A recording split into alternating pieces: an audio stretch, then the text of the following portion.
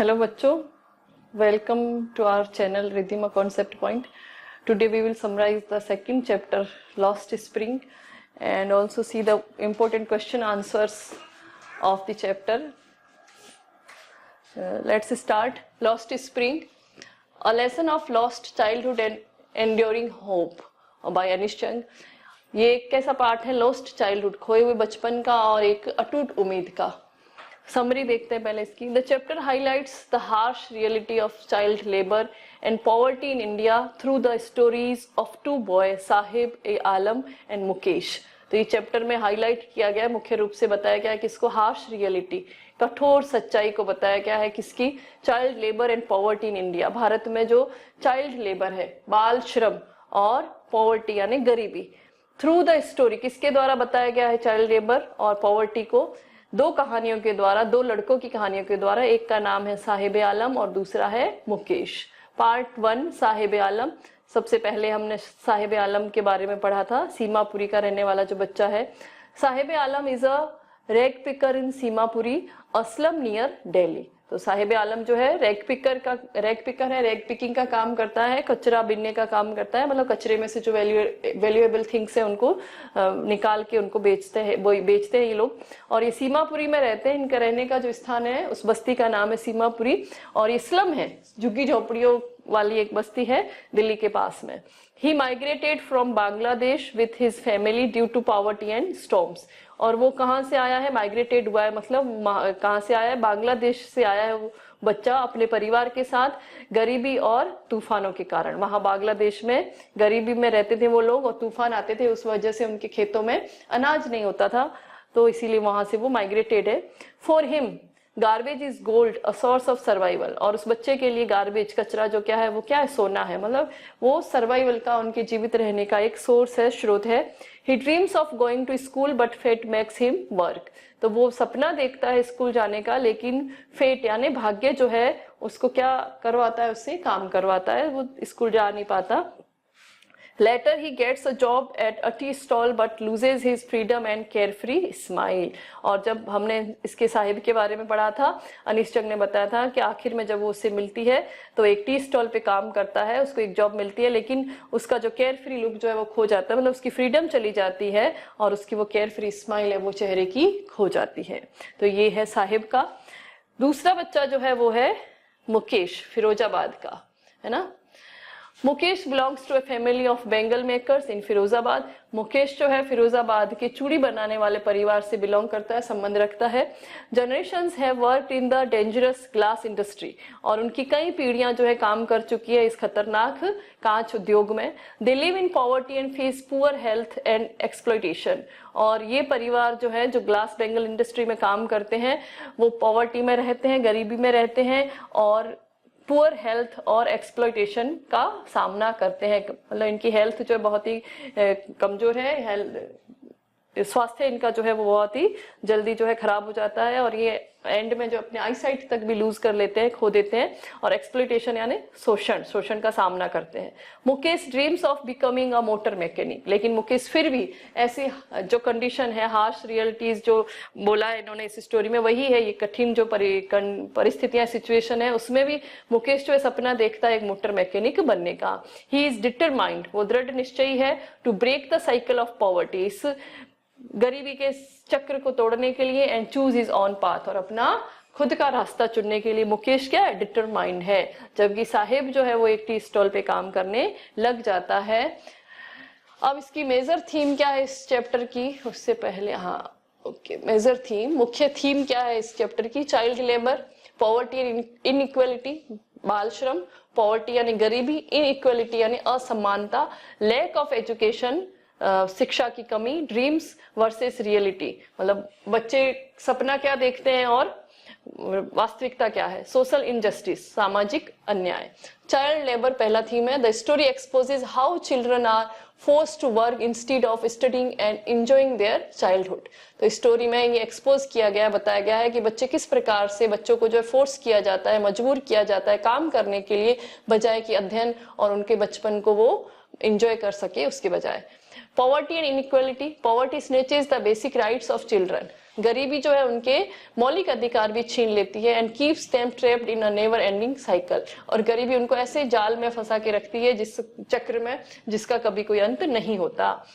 Lack of education, both the boys are denied education which is the key to a better future. और दोनों ही बच्चे जो है education से, शिक्षा से वंचित रहते हैं, मुकेश और साहिब दोनों, जो कि उनके अच्छे भविष्य की चाबी है। क्या? Education. Both boys have dreams, दोनों बच्चों के ड्रीम्स हैं, but harsh realities and circumstances stand in their way. लेकिन जो कठोर वास्तविकता है, सच्चाई है और जो परिस्थितियां हैं वो उनके रास्ते में आड़ी आ जाती है। मतलब दोनों बच्चे, देखो साहिब क्या करना चाहता था, साहिब जो है स्कूल जाना चाहता था, साहिब को टेनिस खेलना पसंद था, लेकिन फिर भी उसको रैग पिकिंग का काम करना पड़ता है मजबूरी के कारण, पॉवर्टी के कारण, और उसको जो है आखिर में टी स्टॉल पे जाके काम करना पड़ता है क्योंकि उसको 800 रुपए मिल रहे हैं, 2 वक्त का खाना मिलता है।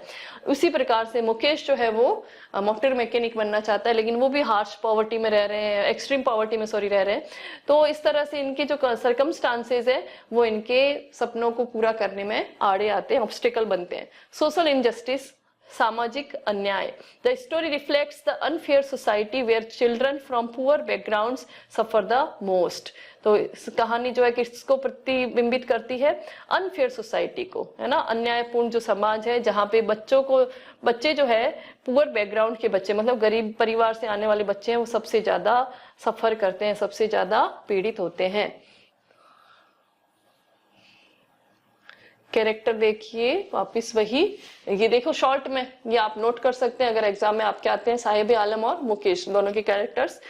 मुकेश, साहिब आलम क्या है? Rag picker in Seemapuri, migrated from Bangladesh, finds value in garbage, कचरे में उसको कीमती सामान मिलता है, dreams of going to school, school जाने का सपना देखता है, loses freedom and smile after getting a job at a tea stall, और अपनी आजादी और अपनी मुस्कान जो है वो खो देता है एक टी स्टॉल पर जॉब मिलने के बाद। मुकेश का क्या है मेन जो पॉइंट्स है उसके बारे में? Bengal maker son in Firozabad, एक बेंगल मेकर चूड़ी बनाने वाले का बेटा है वो फिरोजाबाद से, works in glass industry, glass industry में काम करता है, lives in poverty and faces exploitation, गरीबी में रहता है और शोषण का सामना करता है, dreams of becoming a motor mechanic, Mukesh जो है मोटर मैकेनिक बनने का सपना देखता है, determined to change his life, लेकिन मुकेश जो है डिटरमाइंड है अपना जीवन जो है बदलने के लिए, वो चेंज करने के लिए। Important question and answers. Why Sahib Alam called a rag picker, Sahib Alam जो है उसको रैग पिकर क्यों कहा जाता है? He searches garbage dumps to collect useful items that can be sold for money। तो वो सर्चेज यानी खोजता है गार्बेज डंप्स जो है कचरे के जो ढेर है उसमें, टू कलेक्ट यूजफुल आइटम्स, क्या खोजता है उसमें? यूजफुल जो उपयोगी चीजें हैं उनको, that can be sold for money, जो कि पैसों से जिनको बेचा जा सकता है। फॉर हिम, उसके लिए, गार्बेज इज गोल्ड, तो साहिब आलम के लिए, बच्चों के लिए गार्बेज क्या है? गोल्ड है। What does garbage mean to Saheb? It is a means of survival and sometimes brings hidden treasures. तो साहिब के लिए कचरे का मतलब क्या है? उनके सर्वाइवल का एक मीन्स है, साधन है, जरिया है, और कभी कभी ये जो है छुपे हुए खजाने लेकर के आता है। क्योंकि साहिब कहता है ना, कभी कभी मुझे 1 रुपया मिल जाता है, कभी कभी मुझे 10 रुपये का नोट भी मिल जाता है। तो उनके लिए, बच्चों के लिए एक हिडन ट्रेजर है, खजाना है छुपा हुआ। Why did Sahib lose his carefree look after getting a job? Because he lost his freedom, क्योंकि वो अपना आजादी खो लेता है, मतलब जॉब मिलने के बाद उसका केयर फ्री लुक क्यों खो देता है वो? तो इसका आंसर है क्योंकि उसकी आजादी खो जाती है। The job made him a slave to routine and authority, और उसकी जॉब जो है उसको स्लेव बना देती है, उसको गुलाम बना देती है रूटीन का और अथॉरिटी का, उसके ऊपर किसी और का अधिकार हो जाता है। Who is Mukesh? What is his dream? Mukesh is a bangle maker son in Firozabad, Mukesh जो है एक बेंगल मेकर का, चूड़ी बनाने वाले का बेटा है फिरोजाबाद में। His dream is to become a motor mechanic, उसका सपना है मोटर मैकेनिक बनना। Why can't Mukesh family break away from bangle making?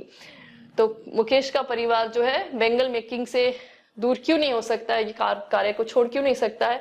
Due to poverty, lack of education, social traditions and exploitation by middleman. तो देखो कितना अच्छा आंसर है, गरीबी, लैक ऑफ एजुकेशन, शिक्षा की कमी, सोशल ट्रेडिशंस, सामाजिक परंपराएं एंड एक्सप्लॉयटेशन बाय मिडलमैन, बिचौलियों के जो द्वारा शोषण किया जाता है, इन सब के कारण जो है वो बेंगल मेकिंग से अपने को हटा नहीं सकते, उनको वही कार्य मजबूरी में करना पड़ता है।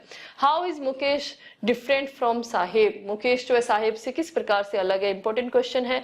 Mukesh has a clear dream and determination to change his life while Saheb seems to have accepted his fate. तो मुकेश का जो है सपना जो है बिल्कुल क्लियर है और वो उसके पास एक डिटर्मिनेशन है, दृढ़ निश्चय है कि वो अपने जीवन को बदलेगा, जबकि साहिब जो है जैसा उसका भाग्य है वो उसको स्वीकार कर लेता है।